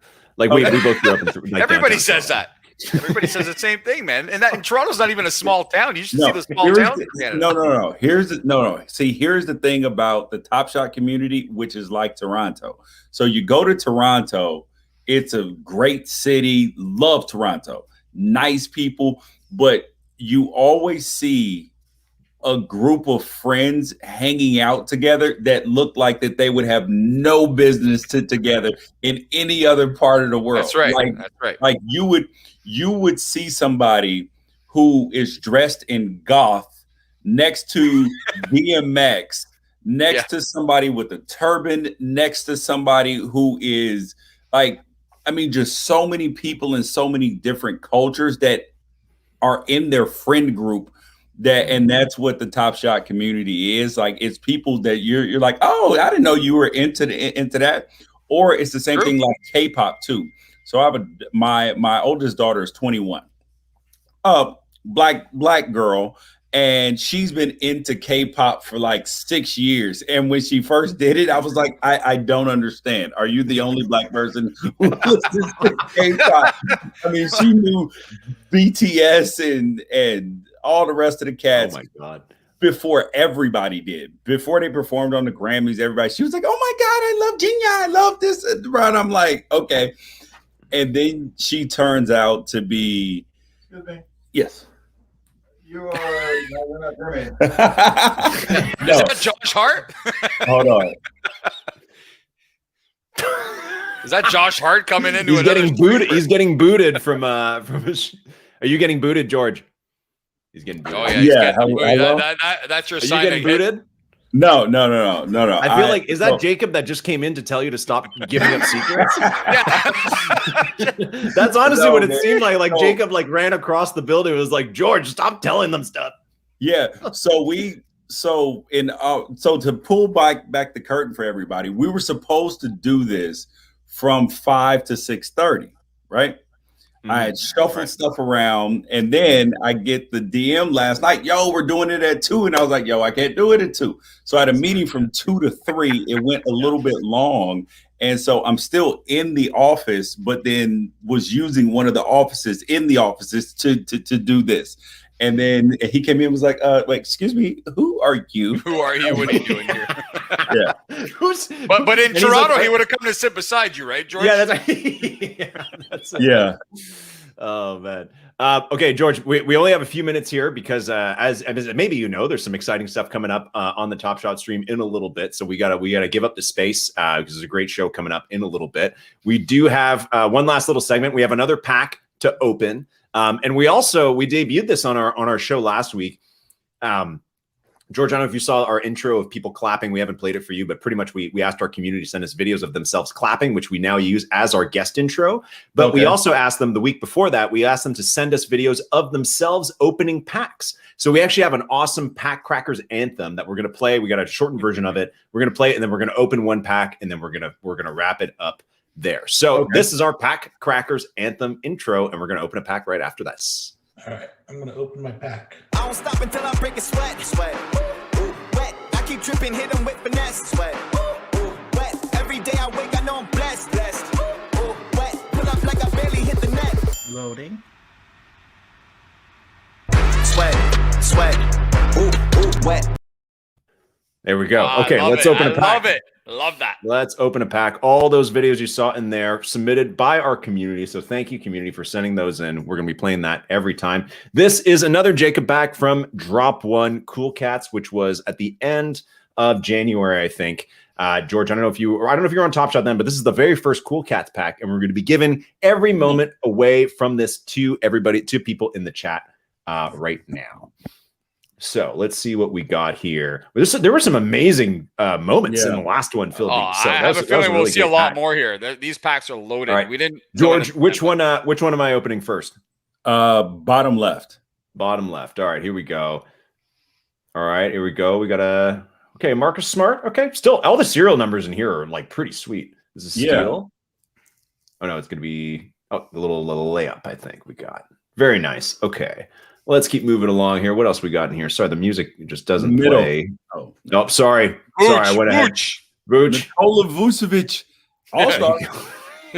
All-star now playing in Chicago, right? Yeah. There you go. Not anymore. I mean, not playing. He's golfing now. So, again, and chat, this is our last minute of the show here. But if you want a chance to win these moments, type in your Top Shot username into the chat right now. Just blast it away with the chat here. And we are going to be announcing the winners of these moments shortly after the show, as well as giving out our next weekly challenge, which is going to be to tell us which player you feel is most underrated on Top Shot. Here we go. Oh, Phil, another the Derek Jones. There it is. I love it. I mentioned it, and that's 2 for 2 on the Derek Jones Jr. Block of the year in the NBA, or close to it. That is nice, man. So we're going to be giving away LeBron, 2 Cool Cats. Yeah. Okay, and then last one here. Maybe we'll get another low serial. Oh, maybe not. But it is going to be Stanley Johnson. Is this the debut moment? There you go. That was worth quite a bit at some point during the Cool Cats Challenge. For those who don't know, during Cats 2 or 3, I think. Right. That's right. That was one of the big ones. Very cool. All right, guys, this is the end of the show. George, we're glad you could join us from whatever beautiful looking office you're in. Honestly, like that's a really cool office wherever you're at. Right, dude. Yeah, it is. Thanks for having me. I'm still working on some of these challenges, but I finished 4 challenges now, so I'm excited. Hey, nice. Congrats, man. Keep us posted on if you actually get a pack this time, George, and how your adventure goes. And if you decide to make it dash home, to get your pack, please do it safely. And I know, right. That would, how tragic would that be?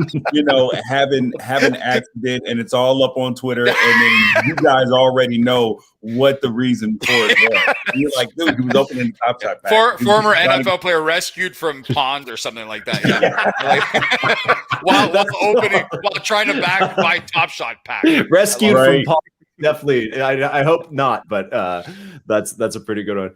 George, thank you. Phil D, thanks for sticking around this whole time. Another great episode of First Mint Live collaboration with Top Shot. If you guys are still in the queue, I'm very much in the queue. I've only moved up like 20 or 30,000 spots. Good luck. Keep an eye out for that challenge, and then stick around right here on the Twitch channel. In 23 minutes, we got Rosgold and a great slate of NBA players taking you off for the inaugural NBA Top Shot, this live show from NBA Top Shot. We will see you next week on the First Mint. You can check us out on Twitter at the First Mint. Our podcasts come out Monday mornings, Wednesday mornings, and then we are live Thursday night. So we will see you next Thursday night on the First Mint. Otherwise, Have a great weekend as we go into the NBA playoffs. George, apparently we're going to hear from you this weekend during the playoffs. And everybody else, have a great night.